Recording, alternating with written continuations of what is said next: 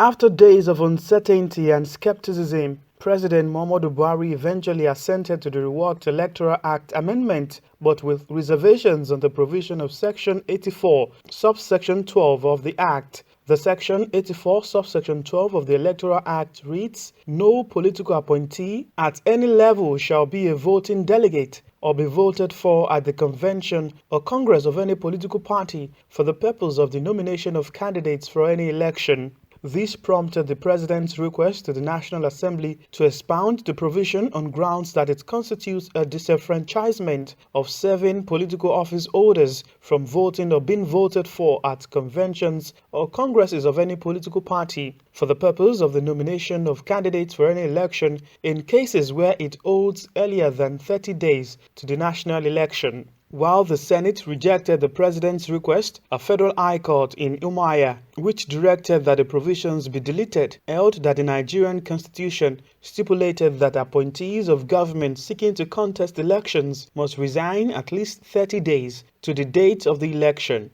Thus, any other law mandating such appointees to resign or leave office at any time before that is unconstitutional, invalid, illegal, null and void to the extent of its inconsistency to the clear provisions of the Constitution. Since the judgment was delivered, it has boxed legal practitioners to different corners. A senior advocate of Nigeria, Ife Adedipe, and a barrister at law, Olugbenga Adedugbe, opined that the provision of the Electoral Act is only to complement the Constitution, which only accounts for public servants and not political appointees. The Constitution mandates public servants to contest election to resign 30 days to the election. Public servant is different from political office holder. Political office holders are not public servants as defined by the Constitution, because the Constitution itself defines who a public servant is in Section 3.1, I think 8 or so. So it is wrong for that judge to equate political office holder with public servant. The law as it is has no other law in replacement in the Constitution. That is when you can say it has contravened. And the National Assembly has this power to create laws that will complement the Constitution. And I believe Section 84.12 of the Electoral Act complements the Constitution. Another legal practitioner, Kunle Ijalano, said the court's judgment is in the right direction, stressing that the Constitution, which is the mother law, cannot be set aside. This aspect of the law will necessarily mean that you have to resign.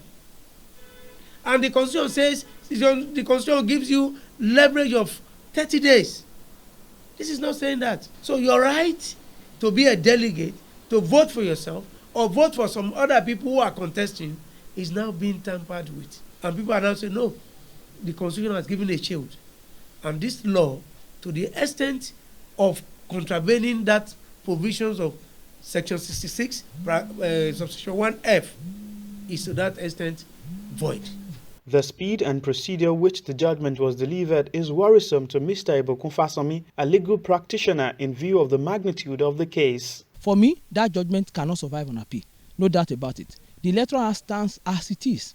And until the Supreme Court finally echoes or confirms the judgment of this Umahia, which I believe will never, then it is then we can begin to make a debate or state something in terms of prevarication of this issue. But for now, Electoral Act still stands. The provisions there are still instant. That judgment cannot be enforced yet, because it is something that must be tested both at the Court of Appeal and at the Supreme Court.